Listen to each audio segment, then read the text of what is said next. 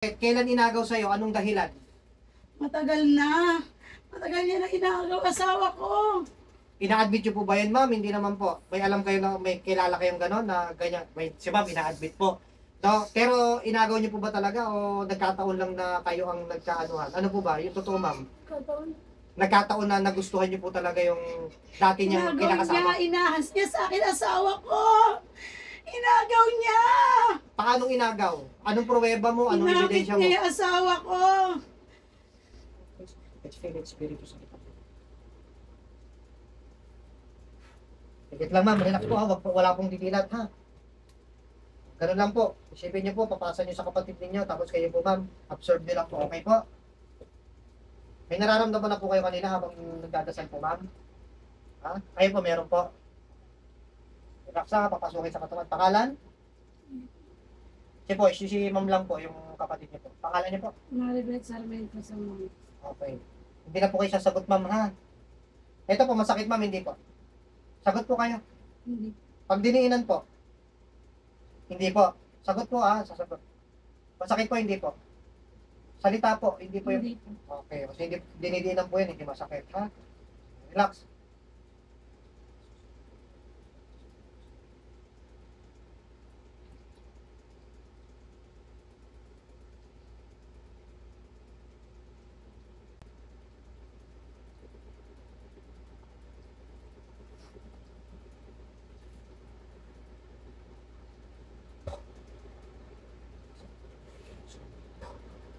Pangalan mo, ha? Pangalan mo, ha? Ano pangalan mo, ha? Ha? Hindi na alam ko. Ayan na. Bakit mo binibigyan ng sakit yung kapatid nito? Ha? Hindi mo alam? O, bakit ka nandyan sa katawan ng taong yan? Ano pangalan mo? Makikipag-usap ka sa akin, hindi? Ha? Makikipag-usap ka sa akin, hindi? Hindi. May kasalanan ba sa iyo to, yung kapatid nito? Ano po pangalan niya? Malaki. Malaki kasalanan niya? Anong kasalanan? Anong kasalanan? Ano pangalan niyo po, ma'am? Milet. Anong kasalanan ni Milet sa iyo? Ha? Anong sabi mo malaki? Ayaw mo makipag-usap? Ayaw. O, sige. Ano, makikipag-usap ka? Hindi. Hindi pa rin. Eh, ano yung sinasabi mong malaki ang kasalanan? Walang Malaki? hiya yan. Walang hiya? Demonyo yan. Bakit? Anong ginawa sa'yo? Anong ginawa sa'yo? Ha? Anong ginawa? Bakit mo sinasabing demonyong si Milet? Ha? Anong ginawa sa iyo? Ha? Anong kasalanan sa iyo?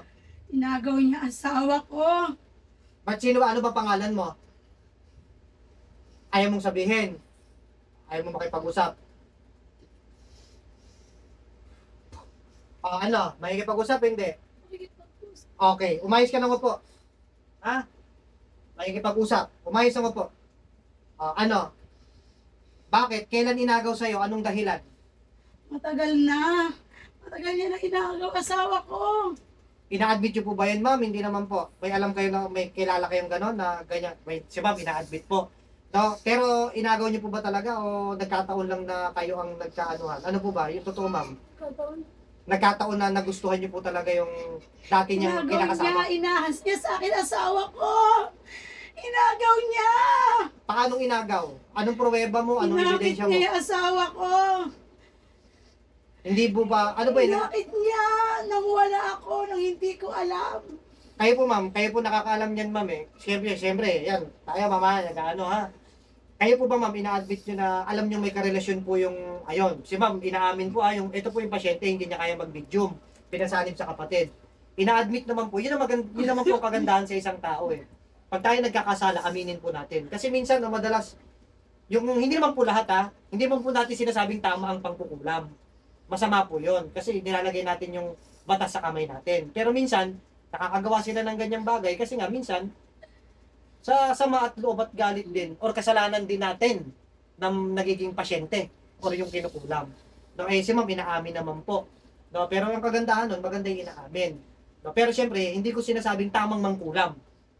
Ha? Pero si ma'am ina-admit na alam ni ma'am na alam niyo po nung time na yun na may karelasyon na po talaga yung asawa niyo ngayon. Yan, mag-asawa na yan. Mhm. Demonyo yan, dalawa na yan, mag-asawa na yan.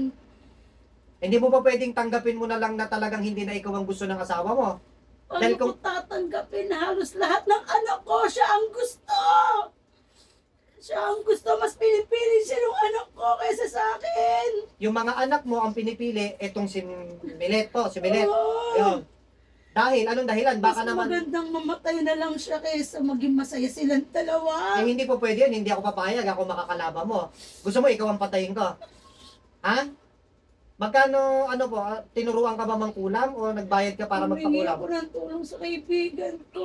Tapos, tinuruan ka bang kulam? Hindi. Bakit ikaw ang nandyan sa katawan yan? Tinuruan ka? O marunong ka talaga? Marunong. O, marunong. Kasi hindi mo pwedeng lulukuhin.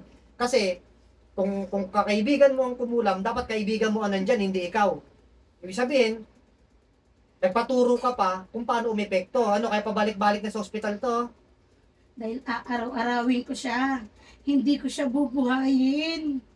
Kung patayin kita, gusto mo? Ha? Ha? Ayaw mo? Hindi ko aalisin yan sa kanya. Di papatayin na lang kita, mas gusto mo yon. Parehas Ha? kami mamatay. Ay, hindi. Kasi gagamutin ko ito, ikaw papatayin ko. Kasi kung ikaw, pagbibigyan kita, total, inaamin naman ng pasyente ko, si Milet, na may pagkakasala din siya sa'yo, pero hindi ko sinasabing tama mang kulam, pagbibigyan kita mabuhay, kung tatagalin mo yung mga Kung wala akong buhay, papatayin ko lang siya. Walang iya siya. Sige. Hindi Ngayon, ko kung hayaan maging masaya sila ng asawa ko. Hindi. talagang hindi ka papatawarin kasi ang Panginoon dapat hihingi tayo ng tawad. Tsaka dapat Tagal marunong na tayo pala magpatawad. nila tinatago, hindi niya sinasabi sa akin. Tinuring ko siyang kapatid. Pero ba't ginawa niya sa akin yan? Hindi mo ba kayang patawarin to si Milet? Ha? Hindi. Sagad sa butong ginawa niya. Hindi sagot ang pangkukulam para gumanti or sasama ng loob mo. Hindi ko siya masaktan. Sa anong paraan, kaya dito ko lang siya alam na O napapasaktan. sige, umayos ka ng upo. Sige. Relax. Ayos ang upo, ha?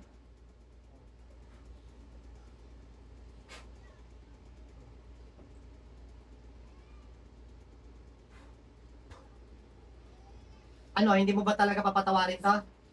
Ha? Hindi mo kaya magpatawad? Mas gusto mong mamatay na lang? Kasi wala akong magagawa, wala akong choice. Kasi kung hindi kita papatayin, Salita niya sa habang buhay mo lang bibigyan ng siya sakit to. nabala sa anak ko. Paano ako papayag kahit anak ko ayaw sa akin? Baka naman kasi meron ka rin hindi magandang pag-uugali, kaya Hindi pati man anak ako mo ayaw sa'yo. matinong tao. Pero may ang anak ko sa akin, anak ko yun sa akin ang galing yun. Baka may mali kang ginagawa. Baka may masama kang pag-uugali, kaya Walang iya akong tao pero hindi ganun kasama ugali ko sa anak ko. taga saan ka ba ngayon? Nasa taga saan ka? Ha? Ano ang pangalan mo? Cavite. Ano pangalan mo? Pangalan mo, ayaw mo sabihin. Ay, Nasa Cavite ka ngayon. oo. May kasama ka sa buhay ngayon. Wala. Nag-iisa ako kaya pinasaktan niya ako. Ay, hindi mo talaga kaya magpatawad. Hindi ko siya papatawarin. Hindi. Okay. Hindi po ha. Total, yan ang mas pinipili mo ha. Okay, sa kabilang buhay na lang tayo magparusahan. Ha? Kasi hindi po pwede yung pangkukulam, hindi sagot ang pangkukulam. Itong pasyente ko, umaamin na may kasalanan. Humihingi sana ng, kayo po ma'am, try nyo. Baka gusto nyo humingi ng Asawa tawad. ko nga, hindi ko pinatawad. Siya papapatawarin ko. Kahit anong mangyari, kahit humingi ng tawad tong pasyente ko sa'yo ngayon. Hindi ko siya mapapatawad. Sige, total, siguro sinakop na ng demonyo yung isip mo. Wala akong magagawa ha.